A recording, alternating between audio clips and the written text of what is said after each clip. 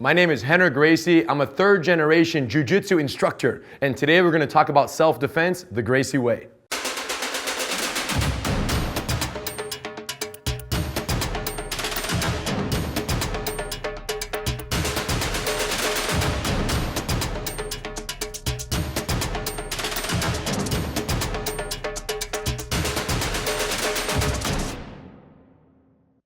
So as a young boy, my grandfather learned Japanese Jiu-Jitsu from his older brothers, who in turn learned it from a Japanese man in the early 1900s.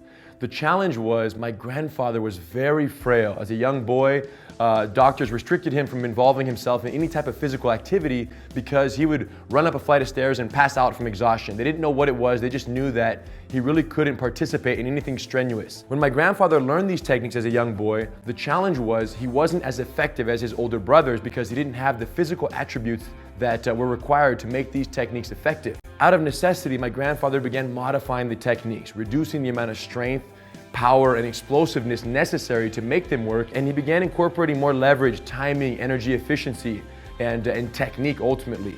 These modifications gave birth to what is now known as Gracie or Brazilian Jiu-Jitsu. Quickly, my grandfather became so proficient at his modified version of the art that he surpassed his brothers in effectiveness. And at that point, he began engaging in challenge fights, Gracie challenge matches in Brazil in the 1930s and 40s and 50s.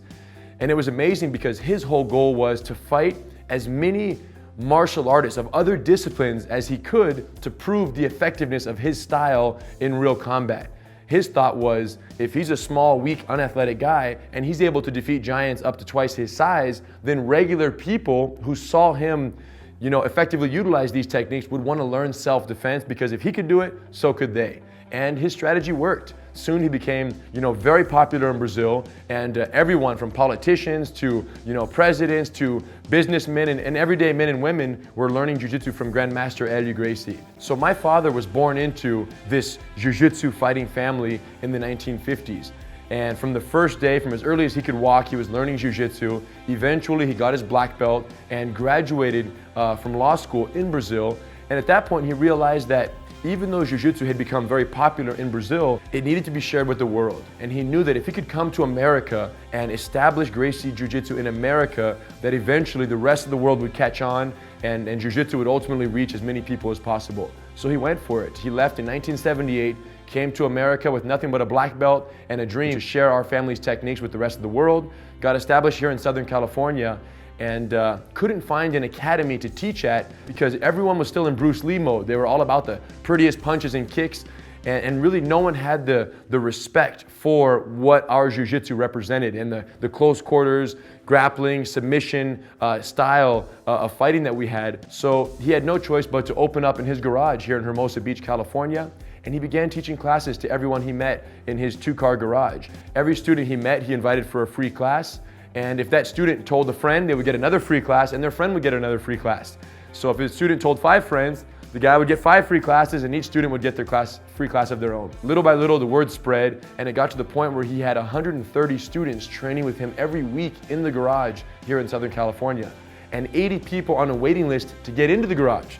So the garage days were very successful. The word was spread, and several times throughout those years, those 11 years in the garage, students of my father's who practice other disciplines as well, for example, a karate student would go to his karate master and basically tell the master about the Gracies and, Horion and teaching in the garage.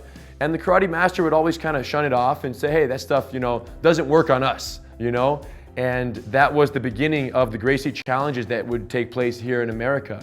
So every time that happened, the student would notify my father. My father had the open invitation saying, hey, if you believe in your punching and your kicking and your striking based art, bring it to the garage and we'll try it out, and see what happens. So these people would show up on a regular basis, and these challenge matches went down, and invariably these karate, taekwondo, kung fu, kickboxing, boxing masters would come to the academy. Having practiced the same kick for 30 years, they would get there and they would get choked out, and usually, less than a minute, maybe 2 minutes max.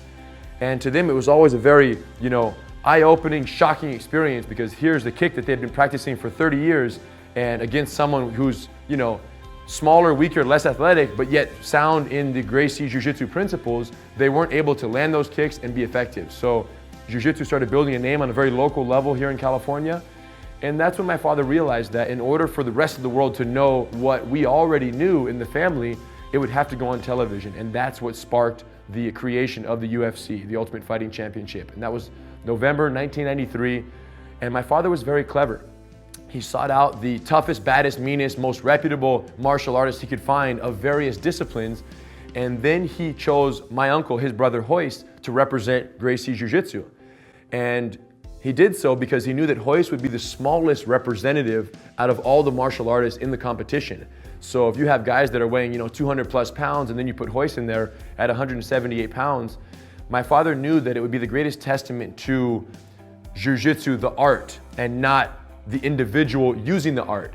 And if people saw Hoist defeat larger opponents with nothing but skill, timing, patience, energy efficiency, distance management, and our techniques, people would be given hope that they too could be effective against a larger opponent in the case that they didn't have the physical attributes to their advantage. So Hoist went in there and proved once and for all that you don't have to be more athletic or stronger or bigger than your opponent to prevail in a real street fight. So that was it. And that first few UFCs are what put Gracie Jiu-Jitsu on the map. Soon after, the U.S. Army contacted our family and requested our assistance in developing a program that would prepare soldiers, Rangers, for combat in the least amount of time possible. And that's what sparked the development of the Gracie Combatives program, which is now taught to military and civilians all over the world in terms of self-defense in the least amount of time. And that's what I hope to give you guys a little sample of in our discussion today. Gracie Jiu-Jitsu is our family's self-defense system that has been used to defeat giants for the last 85 years. Today, we have specialized, amazing programs for men, women, and children. Gracie Bully Proof. Teach kids how to assert themselves verbally against the bullies, and if attacked, how to neutralize the situation without throwing a single punch or kick. Women empowered. 15 techniques to defend against sexual assault based on the most common threat scenarios facing women. And of course, for men and anyone who wants to learn simple, effective self-defense in the least amount of time possible, we have Gracie Combatives, our most effective self-defense program to date. For all of these programs, more information, and to learn how you can learn Gracie Jiu-Jitsu from home, go to gracieuniversity.com. Check it out, a bunch of free lessons. And if you're not 100% satisfied with the quality of the instruction and the amazingness of the techniques, come to Torrance and you can choke me out for free. Much respect. We'll see you in the next one.